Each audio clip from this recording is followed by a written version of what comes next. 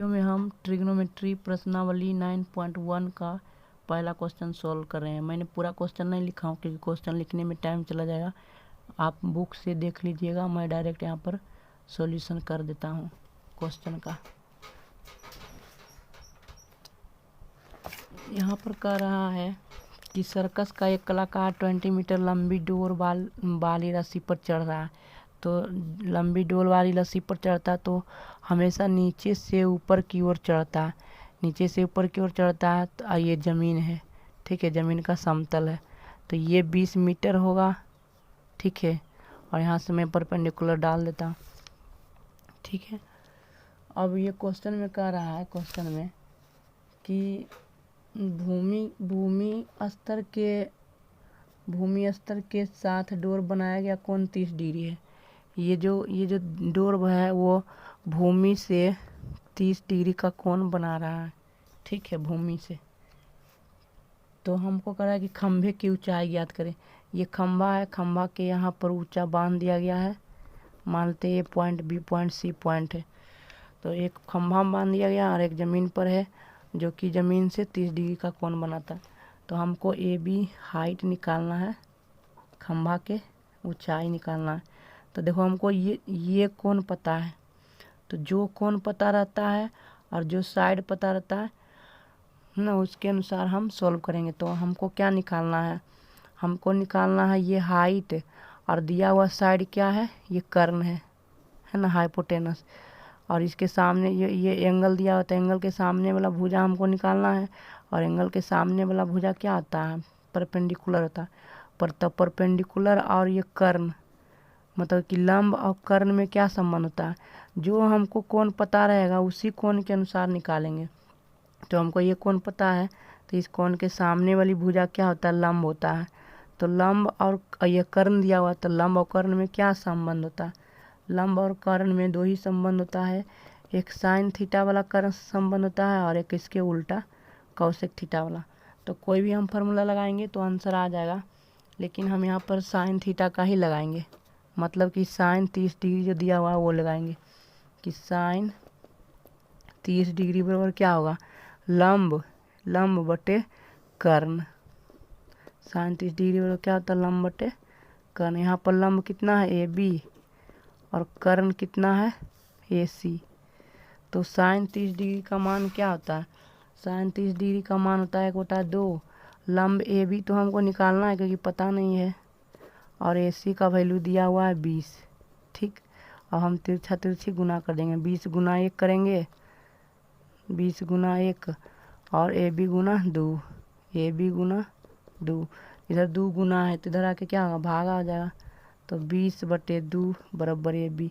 और A B तो height निकालना है हमको, खंभा की लंबाई ए बी तो निकालना है। तो ए बी बराबर मेरा कितना हो गया, ए बी बराबर 10 मीटर आंसर, ठीक है। तो हाइट कितना है, 10 मीटर है। इसी तरह से मैं दूसरा क्वेश्चन डायरेक्ट मैं सॉल्व कर रहा हूँ। दूसरा क्वेश्चन कह रहा है कि आंधी आने से एक पेड़ टूट जाता है। जैसे कि यहाँ पर ये पेड़ रखा हुआ है, जैसे कि यहाँ पर ये पेड़ रखा पर पेड़ खड़ा है, ठीक है, पेड़ खड़ा है, ये ज़मीन है। अब ये पेड़ ये जो ए बी पेड़ था वो मान लो बीच से टूट गया, बीच से टूट गया। तो यहाँ से जो टूटा है, ये जो यहाँ से टूटा है, या सी पॉइंट से टूटा, तो टूटेगा तो थोड़ा ऐसे करके नीचे गिरेगा, ज़मीन पर गिरेगा ना। तो गिरेगा ज़मीन पर तो किस तरह से जाएगा, ये जो भाग है ए सी भाग है, ये ए से सी भाग है, वो कुछ इस तरह से हो जाएगा, इस तरह से हो जाएगा। जो सी है वो सी डैश, मतलब यहाँ ए सी भाग इस तरह से बन जाएगा, ठीक है, टूट करके गिरेगा। तो हमको जो पेड़ की लंबाई निकालना है, पेड़ की लंबाई वास्तव में क्या है, ए पॉइंट से बी पॉइंट तक है। पेड़ की लंबाई वास्तव में क्या है, ए पॉइंट से बी पॉइंट है। और ए पॉइंट से बी पॉइंट मतलब क्या हुआ, ए से सी तक, ए से सी तक प्लस बी से सी तक, है ना, सी से बी तक। तो ये जो ए से सी है ये लंबैया और ये लंबैया बराबर है, तो ये भी ए डैश सी भी लिख सकते हैं, ठीक है, क्योंकि वही टूट के गिरा है ना। अब ये क्वेश्चन में बोल रहा है कि टूटा हुआ भाग इस तरह मुड़ जाता है कि पेड़ का जो शिखर है ज़मीन को छूने लगता है। जैसे कि ये जो सबसे ऊपर था, टॉप में ऊपर से सबसे पेड़ के सबसे ऊपरी भाग को शिखर कहते। तो पेड़ के सबसे ऊपरी भाग ये पॉइंट था, ये क्या हुआ, ज़मीन को छूने लगता और ज़मीन के साथ 30 डिग्री का कोण बनाता है। ये ज़मीन है, ज़मीन के साथ 30 डिग्री का कोण बनाने लगता है। पेड़ के पाद मैंने पैर, पेड़ के पाद बिंदु की दूरी, पाद बिंदु मैंने पेड़ के जड़, तो पेड़ का जड़ तो बी है ना, पेड़ का जड़ क्या है, बी पॉइंट है। तो बी पॉइंट की दूरी जहाँ पेड़ का शिखर ज़मीन को छूता है, अब पेड़ का सबसे ऊपर वाला भाग क्या था, ए डैश था, है ना। तो पेड़ के सबसे ऊपर वाला भाग ए डैश है, अब पेड़ के जड़ क्या है, बी पॉइंट पर है ना। तो इन दोनों के बीच की दूरी किताब में दिया हुआ, बुक में दिया हुआ है 8 मीटर, ठीक है, 8 मीटर। तो बता कि पेड़ की ऊंचाई ज्ञात करें, बोला है कि पेड़ की ऊंचाई ज्ञात करें। तो पेड़ की ऊंचाई क्या होगा, तो हमको ये दिया हुआ है, देखो इस कोण के आधार पर हम देखेंगे, कोण के रेस्पेक्ट में देखेंगे कि ये कोण है, तो इसके सामने वाला भुजा क्या होता है, लंब होता है, और हम जानते हैं कि 90 डिग्री सामने वाला एक कर्ण होता है। तो ये कोण के सामने वाला लंब हो गया और ये कर्ण है, तो बचा हुआ आधार ही ना बचा। और ऐसे भी जो कोण दिया रहता है उसके बगल वाला साइड आधार ही होता है। तो 30 डिग्री के कोण के बगल वाला साइड आधार हो जाता है, आधार 8 मीटर है। और हमको निकालना क्या है, हमको तो निकालना ये है, ये BC निकालना है और ये AC निकालना है, दोनों निकालना है। तो पहले हम BC निकालते हैं, उसके बाद AC निकालेंगे। तो देखो हमको आधार दिया हुआ है 30 डिग्री के सामने, ये आधार दिया हुआ 8 मीटर, और इसके 30 डिग्री के सामने हमको BC निकालना। तो ये लंब है, 30 डिग्री के सामने वाला भुजा लंब होता है। तो लंब निकालना है, आधार दिया हुआ, तो लंब आधार में कौन सा संबंध होता है, लंब आधार में संबंध होता है tan का। तो tan 30 डिग्री लगाएंगे, तो tan 30 डिग्री लगाएंगे तो क्या होगा, CB/AB, CB/AB, क्योंकि लंब बटे आधार होता है, लंब बटे आधार होता है, ठीक। तो tan 30 डिग्री के मान कितना होता है, 1/√3। और यहाँ पर लंब तो निकालना है CB/AB, कितना दिया हुआ 8 मीटर, ठीक। तो CB बराबर कितना हो गया, ये 8/√3, क्योंकि तिरछा तिरछी गुना करेंगे ना, तो 8/√3। इसको हम इस तरह से भी लिख सकते हैं, √3 नीचे मल्टीप्लाई कर देंगे और नीचे ऊपर भी मल्टीप्लाई करेंगे, तो 8√3/3 मीटर हो जाएगा। ये निकला किसका, तो सिर्फ BC पार्ट का निकला, है ना, ये BC पार्ट का निकला। अब हम AC पार्ट को निकालेंगे। तो हम इसको हम अगले पेज में लिखते हैं और देखेंगे कि दोनों के जोड़ने पर कितना आता है। इस फिगर को हम फिर से अगले पेज में बनाएंगे। तब यहाँ पर दिया हुआ है कि हमको CB तो मैंने निकाल लिया हूँ, CB की लंबाई कितना आया, CB की लंबाई कितना आया, 8√3/3 मीटर, ये आया था, ठीक। अब हमको निकालना है A से C तक की लंबाई, तभी ना दोनों जोड़ेंगे तो आंसर आएगा। तो दोनों की लंबाई कितना होगा, अब देखो ये दिया हुआ है, आधार दिया हुआ है, क्योंकि 30 डिग्री के बगल वाला साइड क्या होता है, आधार दिया हुआ। अब हमको कर्ण निकालना है, तो आधार और कर्ण का संबंध क्या होता है, कॉस वाला।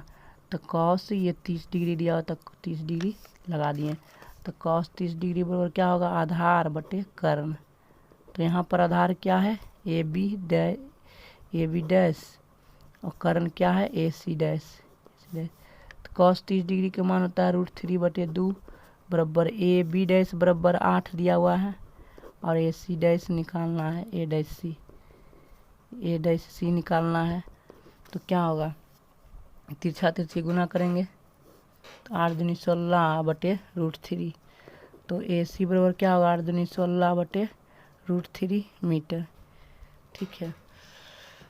इसको अगर जो √3 नीचे ऊपर मल्टीप्लाई करेंगे तो AC बराबर हो जाएगा 16√3/3 मीटर। तो ये समीकरण 2, समीकरण 1 और 2 को जोड़ देते हैं तो टोटल लंबाई आ जाएगा तो पेड़ की टोटल लंबाई क्या होगा, पेड़ की कुल लंबाई, पेड़ की कुल लंबाई बराबर हो जाएगा CB प्लस A', CB के भाग कितना दिया हुआ है 8√3/3 और इधर दिया हुआ है 16√3/3। तो 8 तिया 24 हो गया, 24√3/3 मीटर, ये दोनों मीटर में, तो काटेंगे 3 से 3 ये ठीक 24, तो 8√3 मीटर आंसर हो गया। ठीक, और हम क्वेश्चन नंबर तीसरा सॉल्व करते हैं। तीसरा क्वेश्चन भी उसी तरह से सॉल्व होगा। तीसरा नंबर क्वेश्चन में कह रहा है कि एक ठेकेदार बच्चों को खेलने के लिए एक पार्क में 2 फिसलनदार पट्टी लगानी चाहती है। 5 वर्ष से कम उम्र के बच्चों के लिए एक ऐसी फिसलन पट्टी लगानी चाहती है जिसका शिखर 1.5 मीटर की ऊंचाई पर होता है, ठीक है, और भूमि के साथ 30 डिग्री का कोण पर झुका हुआ है, ठीक है। एक ये फिसलनदार पट्टी है जो कि ज़मीन से कितना ऊंचाई पर है 1.5 मीटर पर, ठीक, A से B, और ज़मीन से कितना डिग्री कोण बनाती है 30 डिग्री कोण बनाती है। जबकि इससे अधिक उम्र के बच्चों के लिए 3 मीटर की ऊंचाई पर एक अधिक ढाल वाली फिसलनदार लगाना चाहती है। ये है पहला जो कि 5 वर्ष से कम उम्र के लिए, 5 वर्ष से कम उम्र वाला है, ठीक है।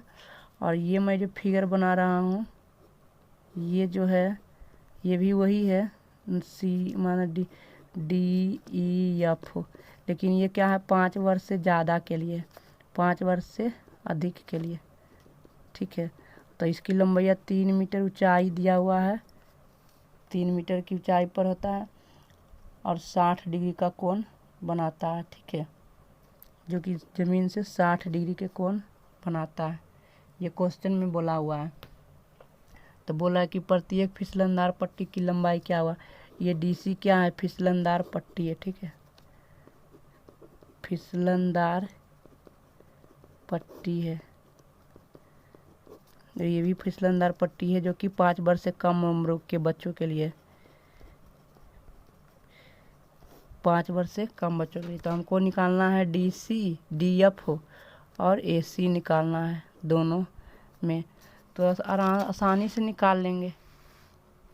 देखो इसमें हमको दिया हुआ है क्या, ये 60 डिग्री दिया हुआ है, 60 डिग्री के सामने वाले भुजा क्या दिया हुआ है 3 मीटर, तो सामने वाली भुजा लंब हो गया, और हमको निकालना क्या है कर्ण निकालना है, क्योंकि 90 डिग्री के सामने वाला भुजा कर्ण होता है। तो लंब दिया हुआ है, 60 डिग्री के सामने वाला भुजा लंब दिया हुआ है, कर्ण निकालना है। तो लंब बटे कर्ण का फॉर्मूला लगाएंगे, मतलब साइन, ये जो एंगल दिया हुआ रहता है वही लगाते हैं, साइन 60 डिग्री, साइन का फॉर्मूला क्या था लंब बटे कर्ण, तो लंब बटे कर्ण, लंब कितना हो गया DE और कर्ण हो गया DF, ठीक है। तो साइन 60 डिग्री का मान कितना होता है √3/2, DE के लंबाई 3 मीटर दिया हुआ, DF निकालना है, तो DF बराबर कितना होगा, DF बराबर हो जाएगा, तिरछा तिरछी गुना कर देंगे तो हो जाएगा 6/√3 मीटर, ठीक, समीकरण 1 हो गया। ये तो हुआ जो है वो 5 वर्ष से अधिक बच्चों के, 5 वर्ष से अधिक उम्र वाले बच्चों के लिए। और इससे हम निकालेंगे AC, तो यहाँ भी वही फार्मूला लगेगा क्योंकि 30 डिग्री दिया हुआ है, 30 डिग्री के सामने वाला भुजा जो दिया रहता है उसी से ना हम निकाल पाएंगे, जो दिया हुआ है इन्फॉर्मेशन उसी इन्फॉर्मेशन का उपयोग करके ना सॉल्व कर पाएंगे।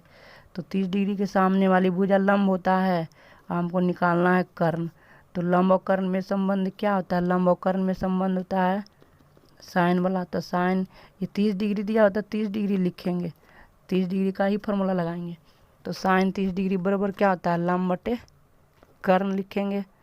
तो लंब कितना, 30 डिग्री के सामने वाले भुजा लंब कितना है 1.5 मीटर, 1.5 मीटर, और कर्ण तो हमको AC निकालना है, कर्ण AC निकालना है।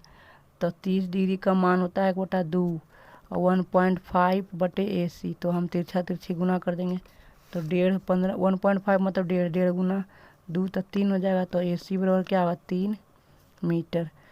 तो हम दोनों को जोड़ देते हैं, तो दोनों निकल ही गया, एक 3 हो गया, वो 6/√3। 6/√3 को ऐसे भी लिख सकते हैं, क्या लिखेंगे हम, 2√3 मीटर भी लिख सकते हैं, क्योंकि इसमें तीन जो है, 3 जो भी है 3 है, और 3 को हम लिख सकते हैं √3 गुना √3, और एक √3 नीचे से कट जाएगा, और 2 पहले से था तो 2√3 हो जाएगा। तो ये दोनों हमारा आंसर हो गया, 2√3 और 3 मीटर आंसर हो गया दोनों। ठीक है, तो चौथा नंबर क्वेश्चन मैं अगले पेज में सॉल्व करता हूँ।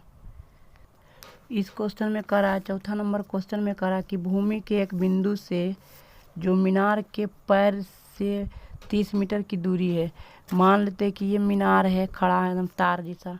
ठीक है, तो ये क्या हुआ, ये मीनार जो है, मीनार का ये शिखर हुआ, मतलब शिखर मतलब सबसे ऊपरी भाग, मीनार का ये सबसे ऊपरी भाग हुआ। ठीक है, शिखर हुआ, मान लेते ए है, और ये पैर हुआ, पैर मतलब पाद बिंदु है ना, पाद बिंदु, पाद मतलब पैर होता है, तो पैर हो गया, ये पैर हो गया। ठीक है, तो पाद बिंदु, तो इस पाद बिंदु से भूमि पर कोई बिंदु होगा, मान लेते हैं ये समतल भूमि है, तो समतल भूमि है, तो ये कहीं कोई बिंदु दूर है जो कि पाद बिंदु से है ना 30 मीटर की दूरी पर है, 30 मीटर की दूरी पर है। तो मीनार का उन्नयन कोण, तो मीनार के शिखर ये है, तो शिखर का उन्नयन कोण नीचे बनेगा, तो मीनार के शिखर के उन्नयन कोण कितना है, 30 डिग्री है ना, इस बिंदु पर। तो हमको मीनार की ऊंचाई निकालना है। ठीक है, तो ये 30 डिग्री दिया हुआ है। अब बगल वाला भुजा क्या होता है, आधार होता है, 30 डिग्री के बगल वाला भुजा क्या होगा, आधार होगा। तो ये आधार है, और हमको लंब निकालना है क्योंकि ऊंचाई है, तो 30 डिग्री के सामने वाली भुजा लंब हो गया, और ये आधार दिया हुआ है। तो लंब आधार में कौन सा संबंध होता है, लंब आधार में संबंध होता है टैन वाला। तो टैन 30 डिग्री दिया हुआ है, तो 30 डिग्री का फार्मूला लगाएंगे। ठीक है, तो टैन बराबर क्या होता है, लंब बटे आधार। तो लंब कितना हो गया, ए बी हो गया, और आधार कितना दिया हुआ है, BC 30 metre. 30 metre tan 30 degree का मान होता है 1/√3, तो 1/√3 AB बटे 30 मीटर। ठीक है, तो हम यहाँ पर तिरछा तिरछी गुना करेंगे तो क्या होगा, AB बराबर हो जाएगा 30 गुना 1 तो 30 बटे √3, मतलब 3 तो है, तो 10√3 मीटर आंसर आ जाएगा। ठीक है, ये हमारा आंसर हो गया क्वेश्चन नंबर 5 का। अब हम क्वेश्चन नंबर 6 सॉल्व करें।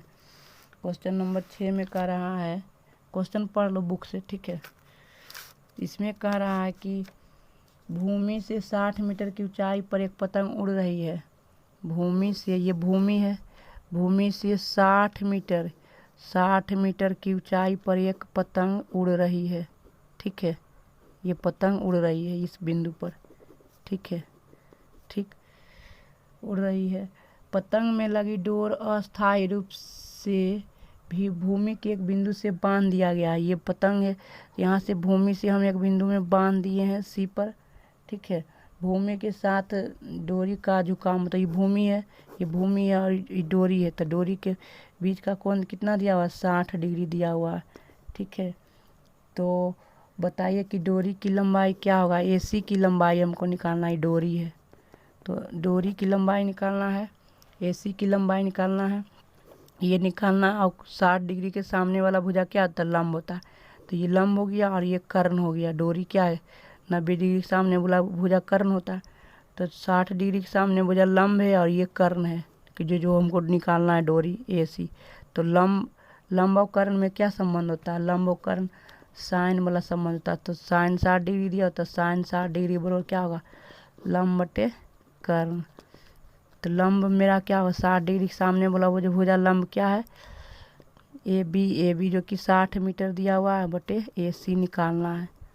ठीक है, तो साइन 60 डिग्री का मान क्या होता है, √3/2, और 60 डिग्री 60 बटे AC, यही ना निकालना। तो तिरछा तिरछी गुना करेंगे, 60 गुना 2 तो 120 होगा, बटे √3 कर देंगे, तो ये मेरा AC आ जाएगा। ठीक है, तो 40 या 120 इसको लिख सकते हैं ना, 40 गुना 3 बटे √3। अब ये 3 को हम इस तरह से लिख सकते हैं, √3 गुना √3 बटे √3, ये मीटर में है, तो एक रूट कटेगा ना जी, नहीं समझ में आ रहा तो इस तरह से समझिए। तो ये हम आपका आंसर हो गया। डोरी की लंबाई कितना हो गया?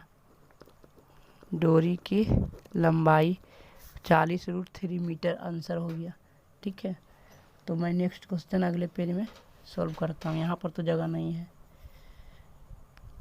क्वेश्चन नंबर 6 में कह रहा है कि 1.5 मीटर वाला एक लड़का जो है, 1.5 मीटर का जो एक लड़का है वह एक भवन से कुछ दूरी पर खड़ा है। ठीक है, एक भवन से कुछ दूरी पर खड़ा है और भवन की ओर जाता है। ठीक है, तो देखो भवन है तो भवन के ऊंचाइया, लड़का के ऊंचाइया से तो ज़्यादा ही होगा। तो ये मान लेते हैं कि भवन है तो भवन का ऊंचाई हम लंबा बना देते हैं। ठीक है, ये ज़मीन है तो ये मान लेते हैं कि बी पॉइंट है, ये ए पॉइंट है, ये भवन हो गया।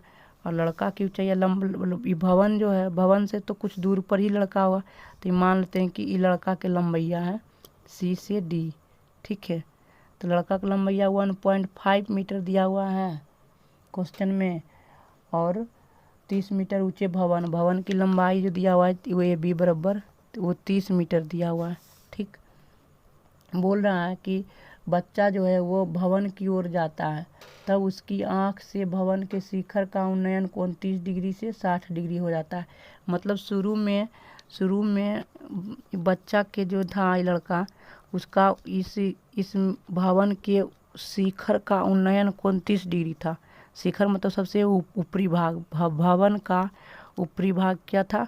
ऊपरी भाग का उन्नयन कोण कितना था? इस बच्चा की आंख यहाँ होगा तो आँख का उन्नयन कोण पहले शुरू में 30 डिग्री था, पहले शुरू में 30 डिग्री था। ठीक है, जब ये बच्चा सी डी भवन की ओर आ रहा था, तो भवन की ओर आएगा तो कहीं पर मान लेते कि यहाँ पर आ गया। ठीक है, यहाँ पर आ गया। अब अभी हो गया ई पॉइंट से लेकर के एफ ई हो गया, यहाँ तक आ गया। ठीक है, डी से एफ बिंदु तक आ गया, डी से एफ बिंदु तक आ गया। ठीक, तो उसका उन्नयन कोण क्या होता है? 60 डिग्री हो जाता है। तो यहाँ इसका उन्नयन कोण यहाँ से यहाँ तक कितना था? 60 डिग्री हो जाता है। अब ये 60 डिग्री हो जाता है। तो बताइए कि भवन की ओर कितनी दूरी तक चल कर गया है। तो हमको ये दूरी निकालना है, डी एफ निकालना है, हमको डी एफ निकालना है। ठीक, तो हम निकालेंगे कि देखो सी डी जितना है उतना ही ई एफ है, क्योंकि बच्चा का तो लंबाई बढ़ेगा नहीं ना, तो ई एफ भी होगा सी डी के बराबर 1.5 मीटर। ठीक, ये होगा। और यहाँ पर ये पूरे लंबाई दिया हुआ है 30 मीटर, तो 30 मीटर में तो यहाँ पर ये घटेगा ही थोड़ा सा, 1.5 30 मीटर में ये मान लेते हैं जी पॉइंट है। तो ए से जी तक की दूरी ये कितना होगा? 20 घटाएंगे तो 28.5 मीटर होगा, 28 होगा, क्योंकि घटाएंगे ना। ए से जी तक की लंबाई, ए से जी तक की लंबाई निकालने के लिए हमको ए बी में से ये जी बी घटाना है। तो ए बी में से जी बी घटाएंगे और जी बी की लंबाई ये सी डी के बराबर है, सी डी के बराबर है। तो सी डी के बराबर है तो ए बी की लंबाई कितना है? 30 मीटर, सी डी की लंबाई 1.5 मीटर, तो कितना होगा? इतना ही ना होगा। ये ए जी की लंबाई आ गया, ए जी की लंबाई कितना आ गया? 28.5 मीटर, ये हो गया। अब हम क्या करेंगे? अब हम क्वेश्चन को हल करेंगे कि कितना होगा आंसर इसका। तब यहाँ देखो कि ये दिया हुआ है 28.5 मीटर और ये दिया, तो हम ये दूरी निकाल लेंगे, ई से जी तक की दूरी निकाल लेंगे। तो हम क्या लिखेंगे? ये हमको निकालना है, आधार निकालना है, और ये लंब दिया हुआ तो tan बराबर, और ये 60 डिग्री वाला लगाएंगे त्रिभुज ए जी और ई में, त्रिभुज ए जी ई में tan 60 डिग्री लंब बटे आधार। ठीक है, तो लंब दिया हुआ है कितना? अभी मैंने निकाला हूँ, लंब दिया हुआ है,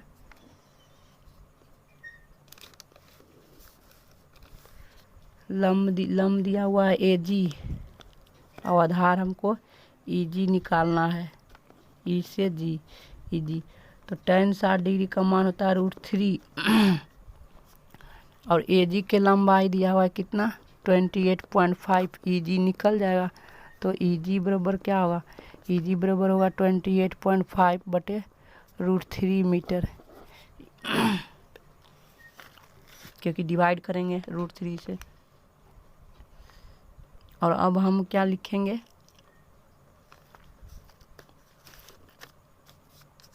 तो अब हम बड़े वाला त्रिभुज में निकालेंगे, ये AC और G, A और C G। तो यहाँ 30 डिग्री का लगाएंगे, तो त्रिभुज ACG में 30 डिग्री बराबर क्या होगा, tan 30 डिग्री लगाएंगे, tan 30 डिग्री, ठीक है।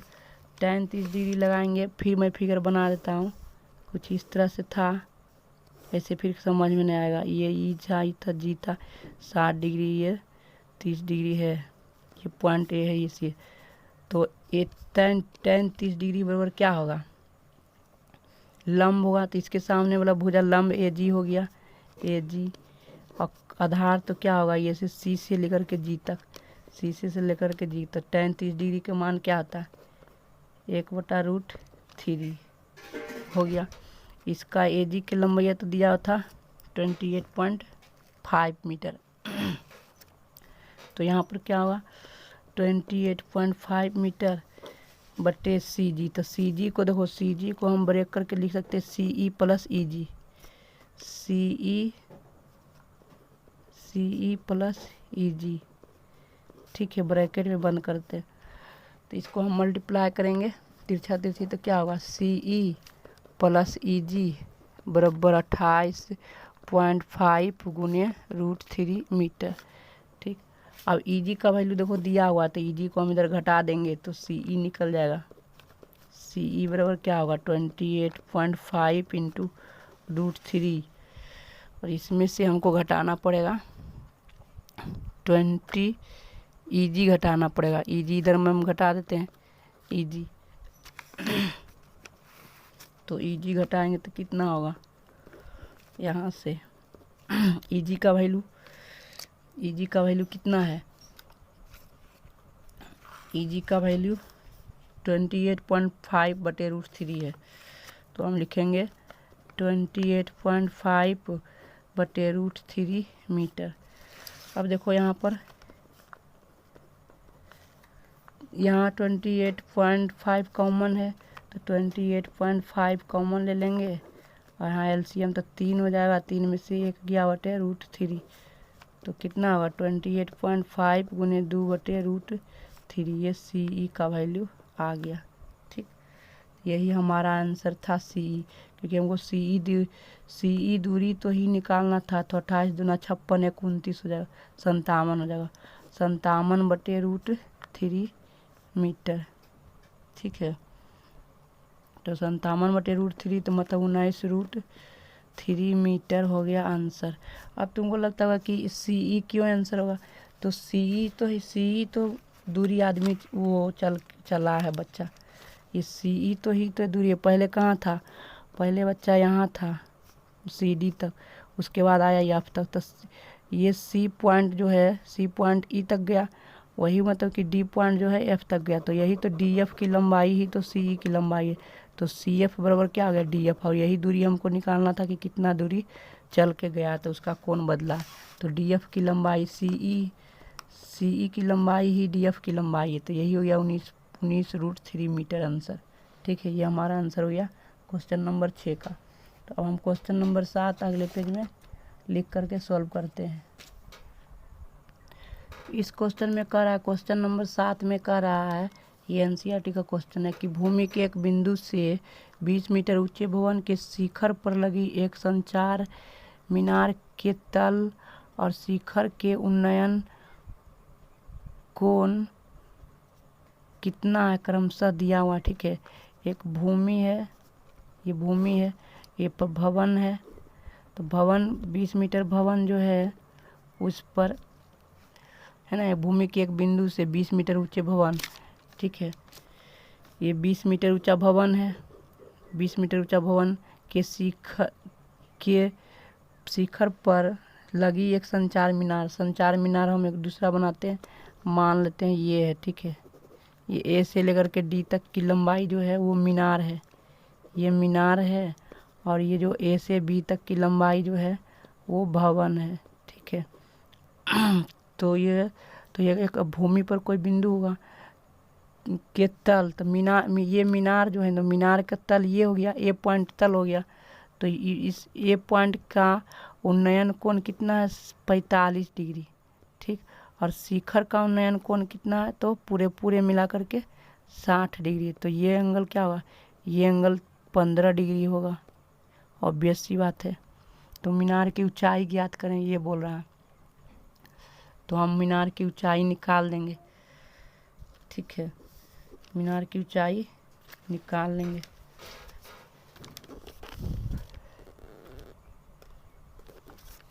मीनार की ऊंचाई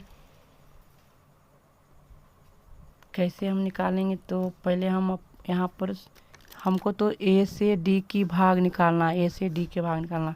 तो अगर जो हम पूरे बी डी निकाल लेंगे, तो बी डी में से ए बी तो पता ही है 20 मीटर है, तो 20 मीटर को घटा देंगे तो ए डी निकल जाएगा। तो यह आसान है, पॉइंट को सी मानते हैं।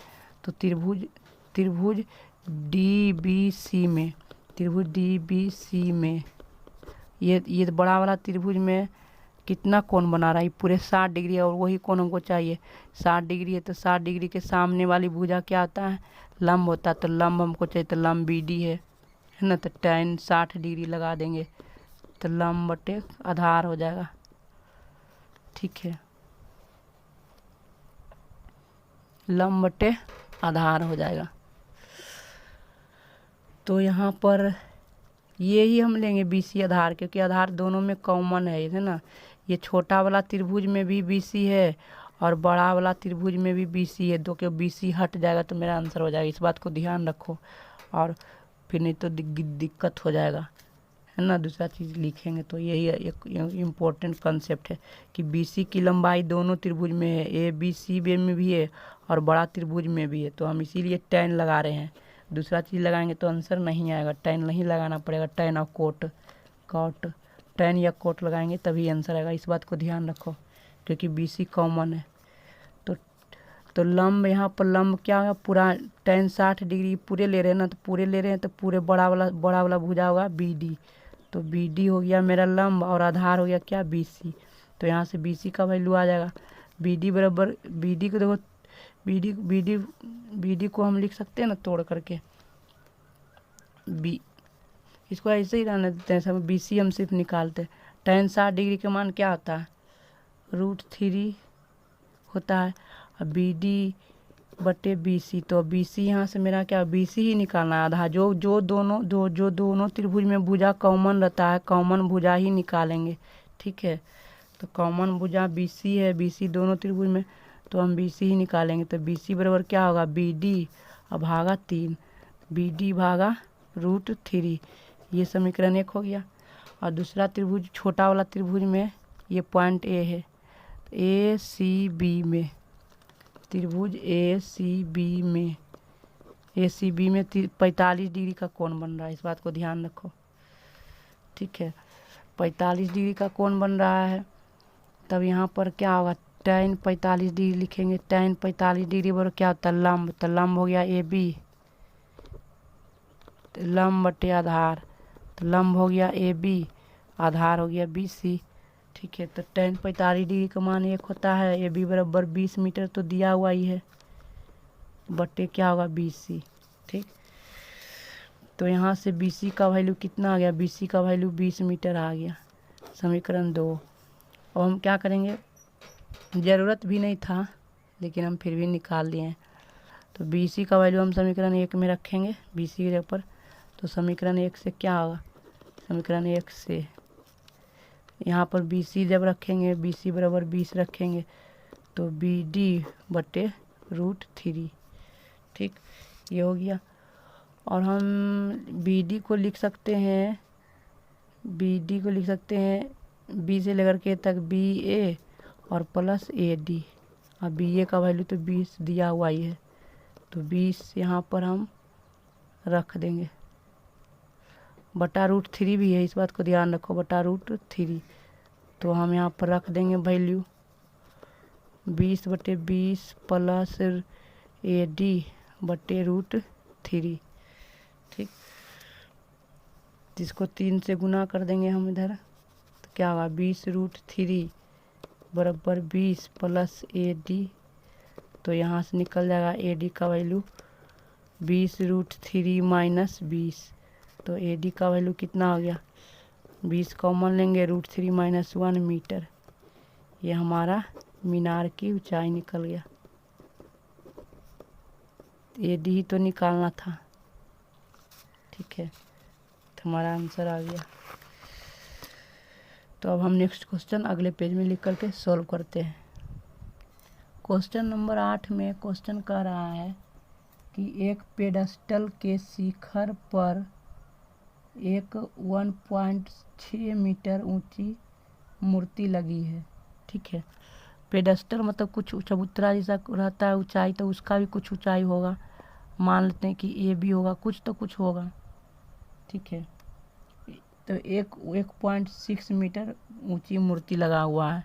यहाँ से मान लेते हैं सी तक की दूरी 1.6 मीटर का ऊंचाई पर एक मूर्ति लगा हुआ है। सी से ए तक की यही मूर्ति है। ठीक है, मूर्ति की ऊंचाई दिया 1.6 मीटर। भूमि के एक बिंदु से मूर्ति के शिखर का उन्नयन कोण, ठीक है, ये भूमि है, भूमि से कोई बिंदु एक डी पॉइंट है, तो मूर्ति के शिखर, तो मूर्ति का शिखर तो ये हुआ, पॉइंट सी हुआ, तो उसका उन्नयन कोण 60 डिग्री दिया हुआ है। ठीक है, 60 डिग्री दिया हुआ है। और उसी बिंदु से पेडस्टल के शिखर का उन्नयन कोण, तो ये पेडस्टल है, तो पेडस्टल ये है पेडस्टल, तो पेडस्टल के सबसे ऊंची भाग को ही शिखर कहते हैं। तो ये ए बिंदु शिखर हो गया पेडस्टल का। तो यहाँ से यहाँ तक की कोण जो बनाएगा वो 45 डिग्री बनाएगा। ठीक है, तो पेडस्टल की ऊंचाई निकाले, मैंने ए बी निकालना है, ए बी की ऊंचाई निकालना है हमको। क्वेश्चन में क्या होगा, ठीक है, तो हम निकाल सकते हैं। सबसे पहले तो हम बड़ा वाला त्रिभुज लेंगे, बड़ा वाला। देखो फिर यहाँ भी बी डी कॉमन है, तो बी डी का वैल्यू निकल जाएगा बी, इसीलिए बी डी कॉमन दोनों त्रिभुज में है ना, ए डी बी और सी बी डी में, इसीलिए हम बी डी वाला ही भुजा लेंगे सॉल्व करने में। ठीक है, बड़ा छोटा दोनों त्रिभुज में। अब बी डी को ही कॉमन करेंगे, माने कि बराबर करेंगे, बी डी का मान ही निकालेंगे, है ना, वो अपने आप बी डी कैंसिल हो जाएगा, हमको बी डी निकालने की ज़रूरत ही नहीं पड़ेगा, अपने आप कैंसिल हो जाएगा और मेरा आंसर आ जाएगा। तो त्रिभुज पहले बड़ा वाला लिखते हैं सी बी डी में, सी बी डी में।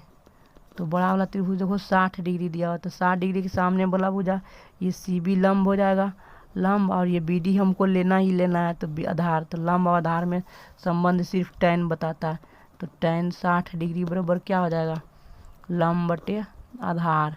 तो लंब क्या हो, 60 डिग्री सामने वाला भुजा लंब सी बी हो गया और आधार बी डी हो गया। ठीक है, tan 60 डिग्री के मान √3 होता है, और सी बी को देखो तोड़ के लिख सकते हैं,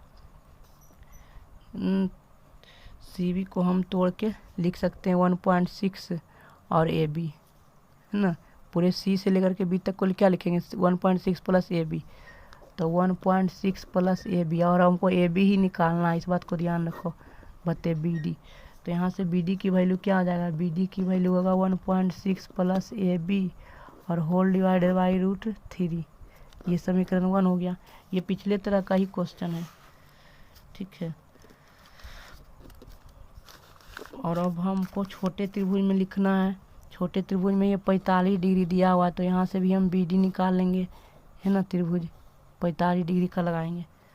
तो त्रिभुज ए बी डी में, छोटा वाला त्रिभुज में ए बी डी में 45 डिग्री के सामने वाला भुजा ए बी क्या है, लंब हो गया, और बी डी आधार हो गया। तो tan 45 क्या होगा, tan 45 लंब बटे आधार, तो लंब बटे आधार, लंब क्या हो गया मेरा ए बी हो गया है ना, 45 डिग्री सामने वाला भुजा ए बी लंब हो गया, वही हमको निकालना है, बटे बी डी। ठीक, तो बी डी का वैल्यू निकालेंगे, tan 45 डिग्री बराबर 1 होता है, तो ए बी बटे बी डी, तो यहाँ से क्या होगा, बी डी बराबर क्या होगा ए बी, ये समीकरण 2। तो बी डी बराबर हम रख देंगे यहाँ पर ए बी रख देंगे, तो जब बी डी बराबर ए बी रखेंगे तो क्या हो जाएगा समीकरण 1 से, समीकरण 1 से ए बी बराबर ये हो जाएगा 1.6 प्लस ए बी बटे √3, ये हो जाएगा। तो अब हम √3 को इधर मल्टीप्लाई करेंगे, √3 ए बी बराबर 1.6 प्लस ए बी, और ये जोड़ है तो इधर आके घटा हो जाएगा बाएं तरफ, तो √3 A B minus A B बराबर 1.6, तो ए बी जब कॉमन लेंगे, ए बी ही तो हमको निकालना है, तो √3 माइनस 1 इन्हें गुना है, इधर आकर के भागा हो जाएगा। ठीक है, तो हम इसको इधर डिवाइड कर देंगे, तो मेरा आंसर होगा ए बी बराबर क्या हो जाएगा 1.6 हो जाएगा, और डिवाइडेड बाई √3 माइनस 1। ठीक है, ये हमारा आंसर हो गया, लेकिन नीचे में नहीं रहना चाहिए डिनोमिनेटर में, तो हम इसका हर का प्रमेयीकरण करेंगे, तो 1.6 है, तो √3 माइनस 1 जब रहता है तो हर का प्रमेयीकरण करने के लिए नीचे प्लस से गुना करेंगे, √3 प्लस 1 से, तो ये दोनों गुना करेंगे, तो मेरा क्या हुआ 3 में से 1 जगह 2 हो जाएगा, तो 1.6 बटे 2 इंटू √3 प्लस 1, और जब 2 से भाग देंगे तो क्या होगा 0.8 मीटर, √3 प्लस 1 मीटर, ये हमारा आंसर हो गया। ठीक है, तो हम नेक्स्ट, वीडियो बहुत लंबा हो गया है तो इस लेक्चर को हम यहीं पर समाप्त करते हैं।